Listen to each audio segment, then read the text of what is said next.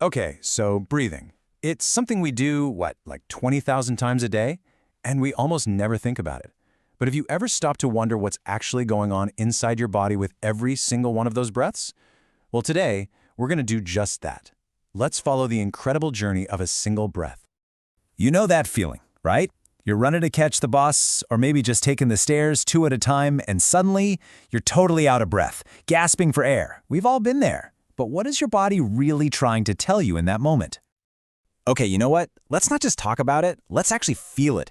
I want you to try something.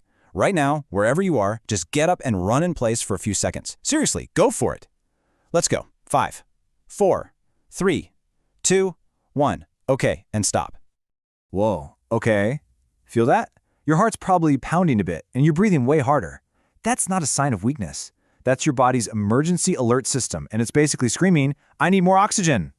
And that feeling, that gasping for air, it really drives home just how critical oxygen is. I mean, it is the fuel for pretty much every cell in your body. Think about it this way. Without oxygen, your body is like a car that's just run out of gas. It's not going anywhere.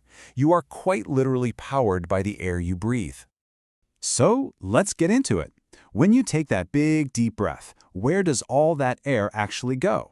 We're going to trace the entire journey, right from the very first step. All right, step 1. It all starts with your nose. When air comes in through your nostrils, these little tiny hairs in there act like a first-pass filter, blocking out dust and bigger stuff. From there, the air travels down your windpipe. You might know it as the trachea, and that filters it even more. Then the path splits, kind of like a fork in the road, into two main tubes called the bronchi. And you guessed it, one goes to each lung. Now, lining these airways, you've got these amazing microscopic bodyguards. They're called cilia, and what they do is they're constantly waving back and forth, kind of like a tiny non-stop cleaning crew, just sweeping everything along. And this cleaning crew, it's got a secret weapon. Yeah, I'm talking about mucus. Now, I know it sounds kind of gross, but it's so important. This sticky stuff is basically like flypaper for your insides. It traps all the nasty stuff, germs, dust, pollen. Then, the cilia sweep all that gunk upwards and out, away from your delicate lungs where it could cause real trouble. It's an absolutely brilliant self-cleaning system that protects you 24/7. Okay, so the air has been cleaned and filtered. And now it's heading for the main event, the lungs themselves. But here's a fun fact you might not know. Your two lungs, they aren't actually identical. Nope, they're not identical twins. Your right lung is actually split into 3 sections, or lobes. But your left lung, it only has 2, and it's a little bit smaller. Why? Well, because it's got to make some room for a pretty important roommate, your heart. So we've followed the air down all these pipes and through all these filters, and now we've arrived at the grand finale. This is it, the entire point of this whole incredible journey. Way down deep inside your lungs, at the very, very end of the tiniest little branches, you'll find millions of these little spongy air sacs. They're called alveoli. And get this, if you could somehow take them all out and spread them flat, they'd cover the area of an entire tennis court. Isn't that wild?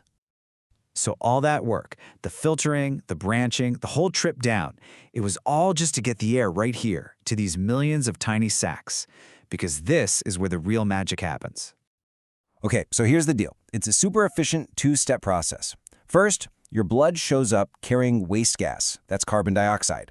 It drops that off into the alveoli so you can breathe it out.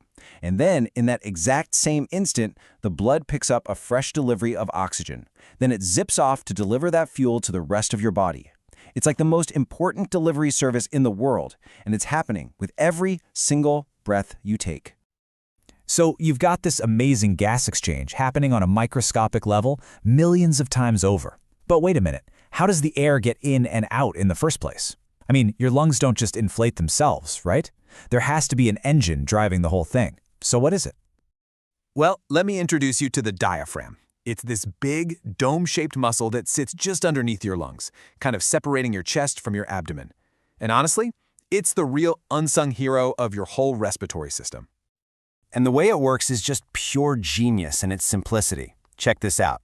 When you breathe in, the diaphragm tightens up and moves down. This creates more space in your chest, and that vacuum pulls air into your lungs. Then, when you breathe out, it just relaxes and moves back up, pushing the air out. That's it. A simple, powerful pump that works non-stop your entire life. Okay, so we've been on this whole amazing journey of a single breath, but your respiratory system still has a few more cool surprises. So let's wrap this up with a couple of fun facts that might, well, take your breath away. So what's with this number? 20,000. That's about how many times you breathe every single day. 20,000 times.